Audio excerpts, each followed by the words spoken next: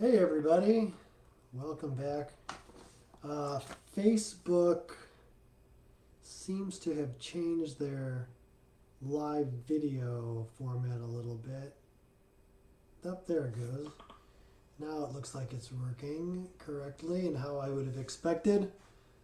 Welcome. I don't know if I like this new format. It looks different than usual, but it is what it is, and so we will deal with it. There's comments and everything. Yeah, they reformatted this. So crazy. Cool. Hey there, and welcome to everyone who's just jumping on. Let's get going. This is my question and answer session. First question comes from Carrington Crothers. What are the necessary legal steps to take when securing a new office space? I am a commercial brand photographer. I have come to accept I have outgrown my home studio space and want to look into a larger space to rent. Other than finding the space and paying rent, etc., what are other obligations that are necessary? Good question. So, one of the things that I would be aware of whenever I sign a lease is how much personal liability do I have? So, I don't know if you guys know this or if it matters to you, but whenever you sign a lease, especially a smaller lease, 9 times out of 10 or more, they will also ask you to sign a personal guarantee of the lease. So even if you're incorporated and even if you have a company, your lease will still put the liability for the lease on you. So if you were to sign up for a space and then for some reason something goes wrong or you need to leave or you decide you don't want to pay your rent for some reason as a business, they can come after you personally and ask you to pay for that rent. Now, there is so if you have a 5-year lease and you want to bail on it after a year, you'll be stuck for the other 4 years. Now the good news is that if you find someone to replace you, then the landlord is not allowed to double dip, meaning that once you find someone to replace you and that satisfies them and they meet all their criteria, then you're off the hook and you're only responsible for the rent amount until the replacement is found. So I'd be always aware of what the liability and limits of those liability are on the lease. Otherwise, just going into a new space, things always add up. Depending on, do you have to pay for your own internet? Do you have to pay for your own utilities? Is that included? Is that not included? All those kind of questions can add up. What does CAM look like? Common area maintenance. When you look at your different rental rates, they're going to tell you, it's $15 per square foot or $20 per square foot. Generally speaking, that's going to be plus a CAM figure as well.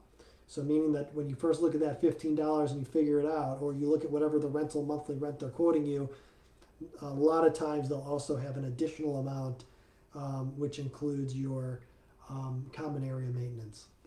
So just be aware of that the number you're seeing on the paper may have additional when you get down to the signing the lease that could be significant.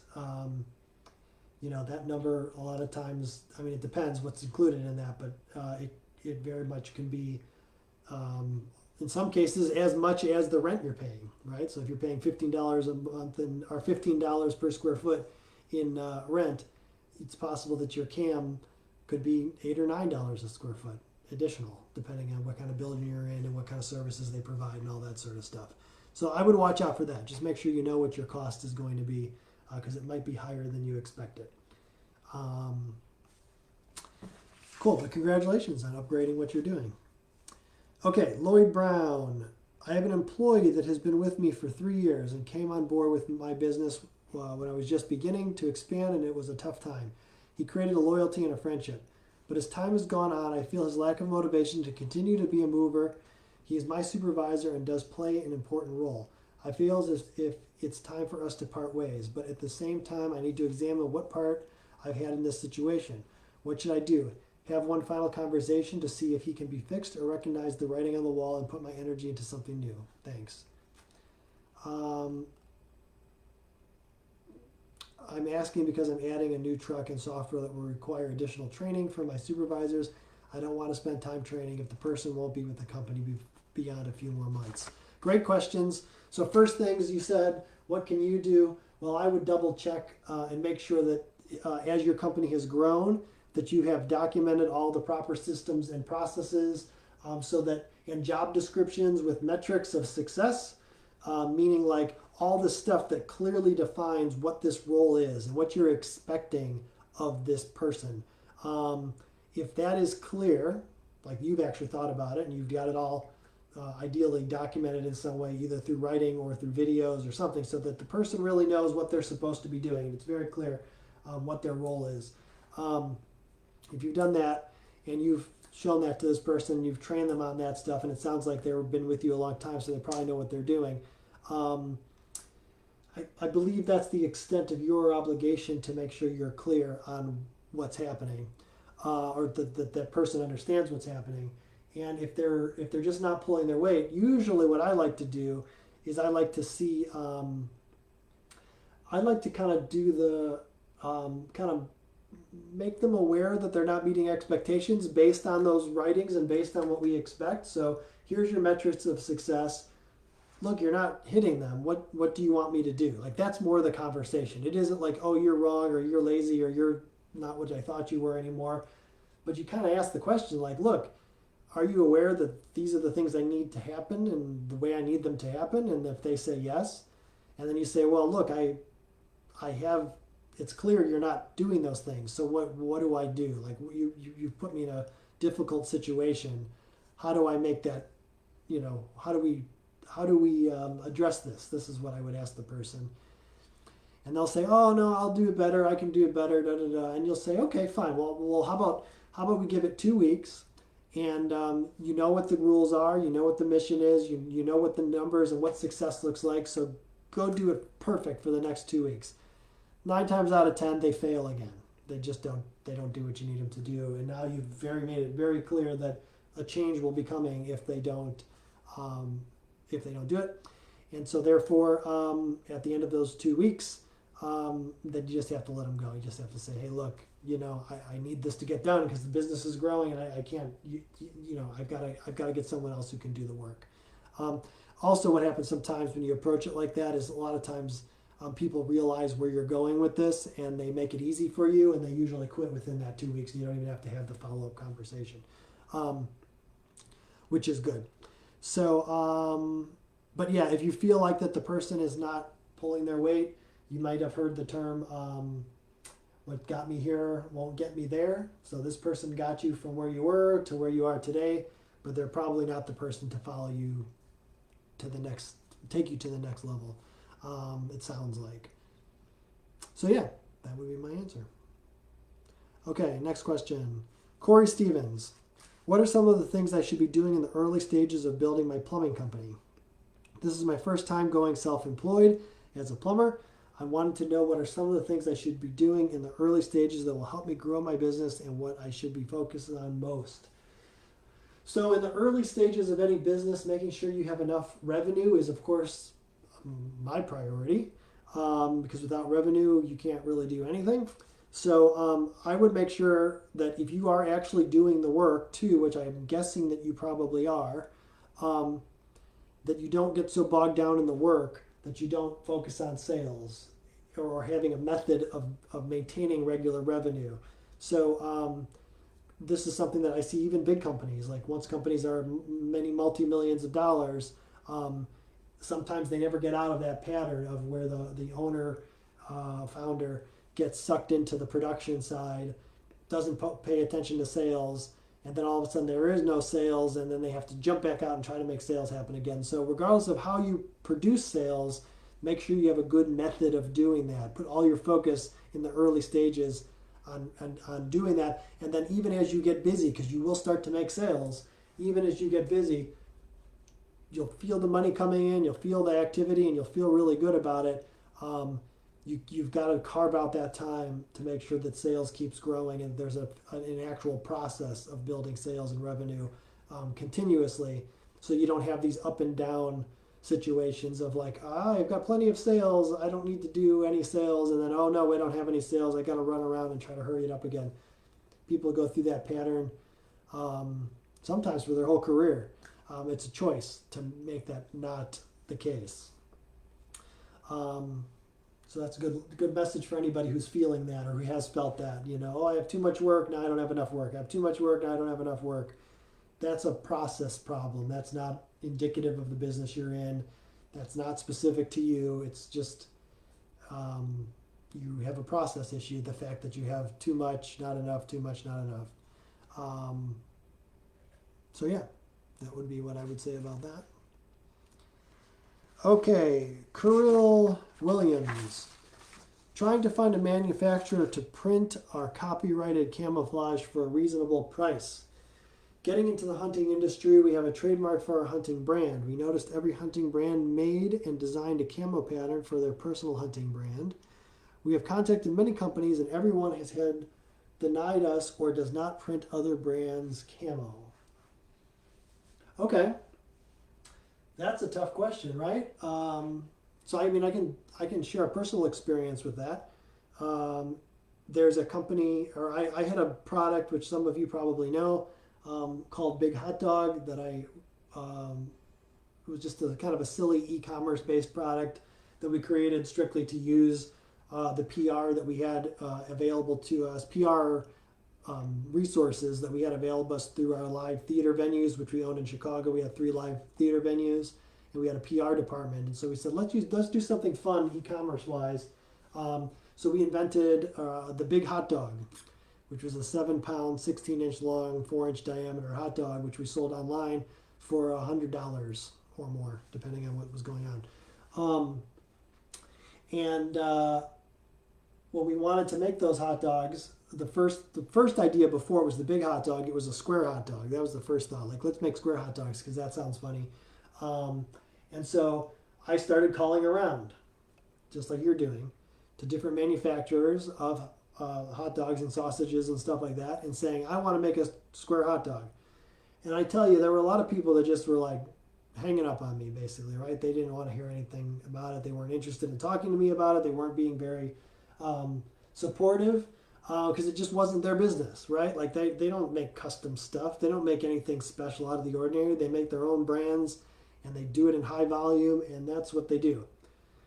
So I called around like that for a bunch of weeks until I finally got to one person at a company who I'm still friends with to this day after all, it's been probably 12 or 13 years when we first met on just a random phone call like that. And he said, well, I can't make a square hot dog because that's going to be not commercially viable for you anyway because it would be too expensive. But I can make a big hot dog. What do you think about that? And so then that became the Big Hot Dog. And we sold tens of thousands of those things over a couple of year period and made, in the millions of dollars worth of revenue and profit. And so the message there is you're going to need to find the right person. It's probably a small organization, I would guess. If they're not set up and advertising themselves as, custom printers of camouflage, like if it's their own like things that they're producing all the time, they're not going to want to. They're not going to be able to change and make something custom. So if they're not set up to do custom, they're not going to do custom for you. So I would imagine that it's going to be a smaller facility that is known for doing custom sort of stuff. It's also going to be expensive, right? It's going to be more expensive than the standard stuff. So, but other than doing what you're doing as far as just making the calls and then hopefully finding somebody who will, provide you with their own insight and thought, like I found my friend's name now, his name is Kurt Schmeiser of Schmeiser's Meats in Chicago. You got to find somebody like that who's like thinks your idea is cool and is willing to work with you on it and provide you and really be like a vendor partner in the origination of this idea. Cool. So Samuel Veralt. How do I negotiate with my first big client without jeopardizing my relationship? My company provides high-quality landscape photography to fill empty walls of residential or commercial properties, and I recently closed a big client of mine, which is the Westin Harbourfront Hotel in Toronto. They are willing to collaborate with me, but I have to pay for the framing and printing for my photography. Framing and printing can be very expensive, especially since my company is starting up, so I would like to see if I can negotiate and have my client pay for some of the initial costs. In addition, I also feel that since it is my first big client, I don't want to approach for more and turn them off, as they have provided a lot of value to give me a physical visibility in my brand with a hotel that has a great reputation. Thank you. Cool.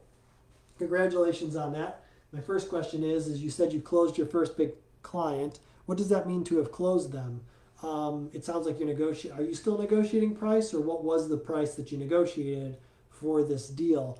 So yeah, I would, if look, at the end of the day, if you're providing a service, people have to be willing to pay you for that service in a way that is profitable, right? If it's not profitable for you, why would you do it? And they don't really deserve it if they won't pay, right? So that's kind of one side of the equation in general. The other side of the equation is, hey, you made this new contact. They're a great, blue chip type customer that can potentially attract other customers, because you can then use your name and say their name and say, hey, this is what these guys are doing. Now I want, customer number 2 to do it as well. So, you've got to balance that, right? Like is it worth, I don't know what it costs to print, but let's say that I don't know what the deal is, right? So I'd have to get more information, but let's say they're paying you $1,000 a month to display stuff on their walls, and they're going to pay you this, and then you're going to change it out. I know that's a model where people change out artwork in public places to keep it interesting, and they pay a fixed amount a month, and then they switch everything out. But maybe that amount isn't enough to do all the initial framing and startup costs. But that's not really their concern. Their concern is the actual monthly price that they're going to pay to get stuff switched out. That's what they want. So if you don't have enough money from that because you're not able to offset your startup costs, it's either on you that you didn't price it properly in the first place to be able to cover that and have that early on in your conversation, or B, it never really should be included, and that's really just your cost of starting up, and you'll have to pay for that yourself. You could look at it either way, and it really just depends on the situation. Because let's say you do this deal and it ends up costing you money in the short term, is the amount of money that's going to cost you worth having that company as your first client, having the Western Harbourfront Hotel in Toronto? That sounds like a pretty nice hotel. Is that worth it so you can go talk to other hotels? I don't know. I'm not saying it is or isn't. That would be the question I would ask. How much does the cost of the printing and the framing how much does that compare to not having that hotel as your first thing to point at and say, hey, I'm in here doing this. So the other thing you could do is just have a candid conversation with the hotel and see, just like be like, hey guys, this stuff costs this much. Can you guys help me out with this? And just again, what people don't realize, I think sometimes, is that customers a lot of times, not always, but customers a lot of times are people too, right? Sometimes they're just regular people. Most of the time they're regular people. Sometimes they're jerks, but most of the time, if they're good customers, they'll be just regular people. And you have a regular conversation and just tell them what's going on, and then say, hey, is there anything you could do to help me out? And they might say, oh yeah, no problem. We got a budget for this anyway. We can bump it up a little bit and help you out. No big deal. Or they might say, no, there isn't. Sorry, can't do anything about it. We're happy with the original deal we made. And you say, okay, cool, no problem. I was just asking to see if there was a fit there or not. You just can't demand it, right? Because if you already made one deal, if you go back and demand it, that would be kind of the thing that would be a turnoff for future deals. So, but you can always go back and talk and see. Sometimes if you don't ask, you never know. Okay. Yola Alasabah. How do you shift your thinking, and what steps do you take to go from an independent contractor to a business owner and then to an investor? I'm an independent life insurance broker with a few agents in my organization who are also 1099. I want to take my agency to the next level by hiring staff and growing a book of business. I want to become a mentor for other agents, but I feel like I have a long way to go. I've been considering hiring a business coach, mentor, and figure I would start here. Cool. Yola, I will give you some good insight into this. So here's how you go from an independent contractor to a business. So you're not just doing it all yourself, but you're a business now. It's two different things. You have to think of it that way. Sometimes it's tempting to think that it's like a smooth transition, but it really isn't. It's two completely different things. So what happens in that bumpy transition is that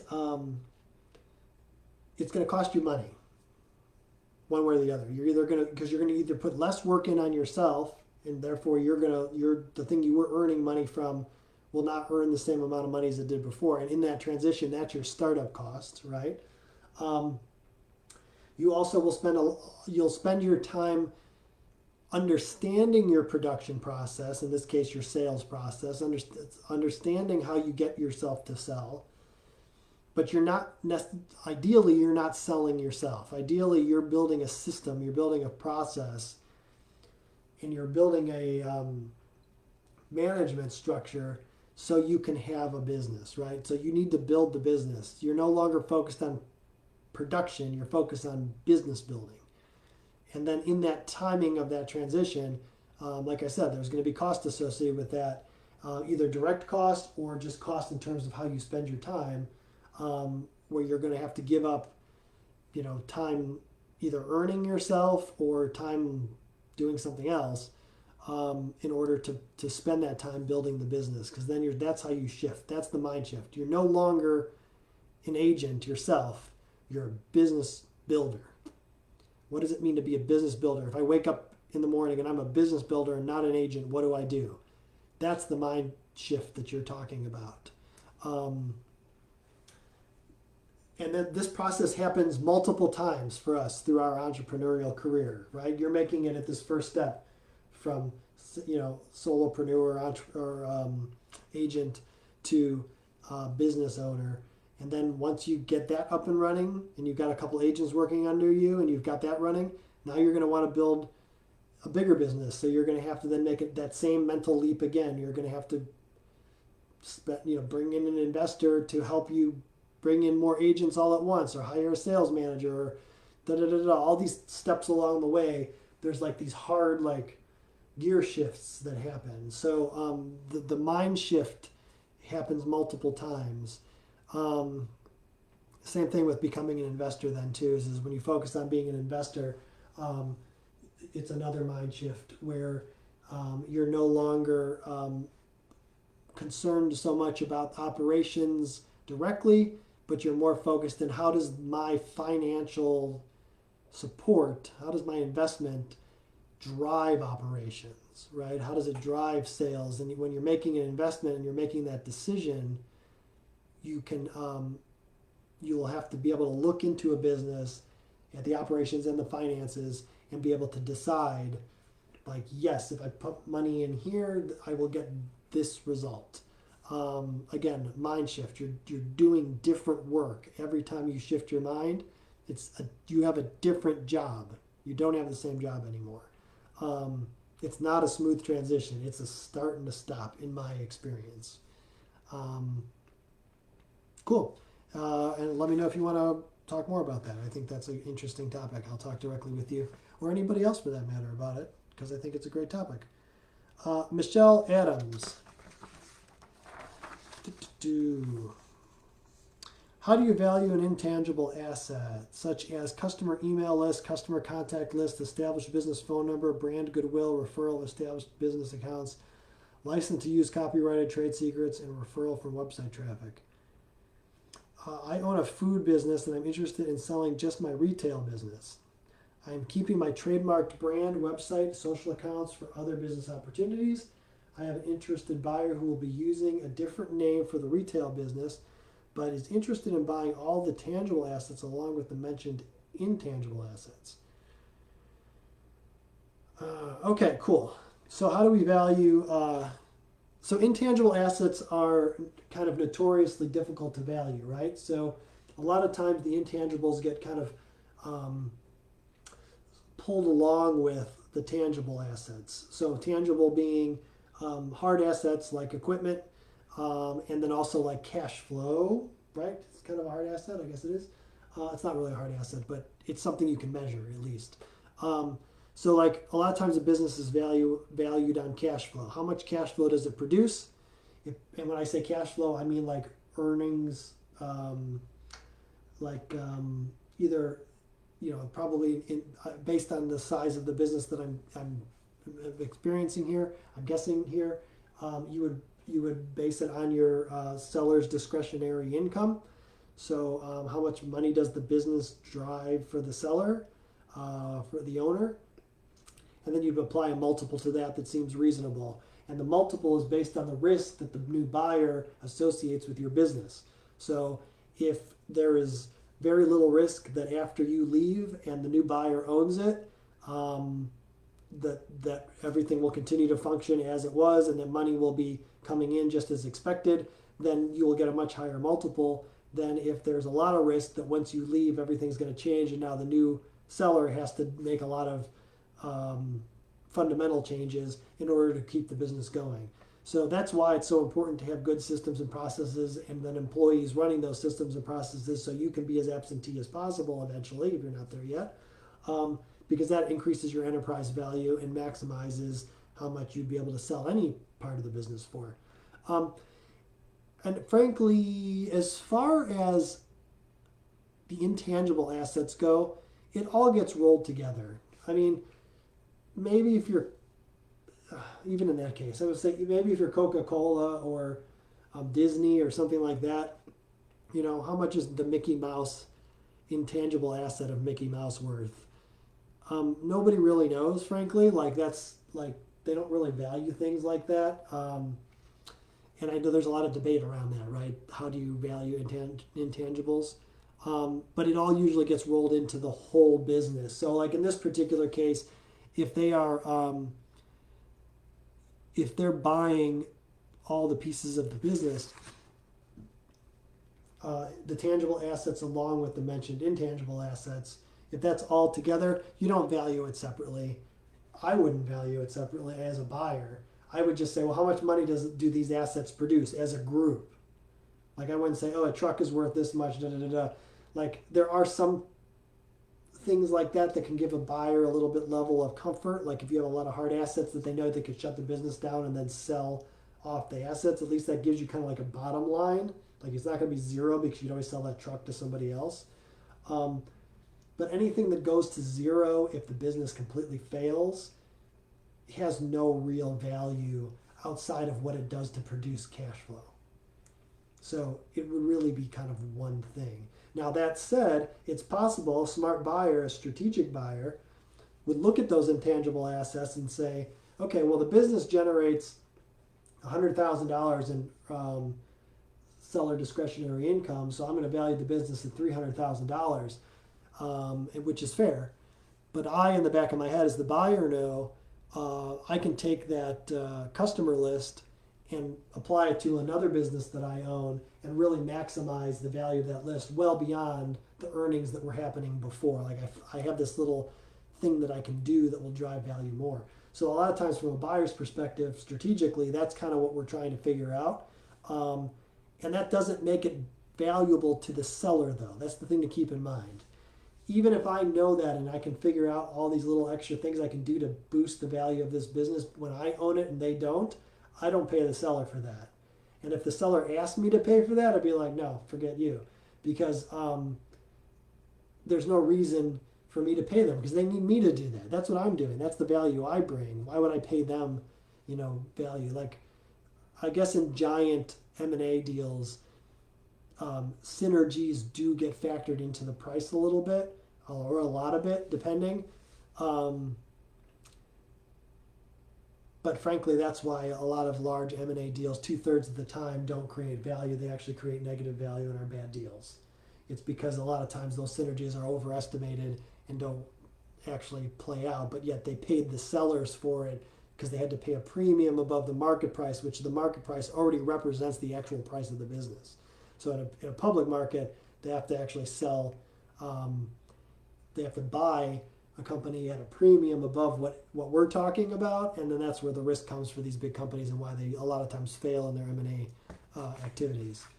So yeah, I wouldn't worry too much about the price of all those intangible assets. They're all included as part of the deal. The question is, how much cash flow does the buyer get? Maximize that and build the systems that are going to help the buyer maximize those even after you leave. Okay, one more question. Terry Jones, what should I be working on while I'm waiting for my cosmetic product to come back from the lab? Working on starting a new clean cosmetic brand. I have a packaging waiting on trademarks, website and social media names are secured. I have an EIN and business account waiting on product to get photos to move forward with the website. That has not been started. So what do? Network. You don't need any of that stuff to network. Start meeting with the people. Start mixing into the groups with people who are going to be able to help you once you have all of your products and all your marketing and everything all set up. Network.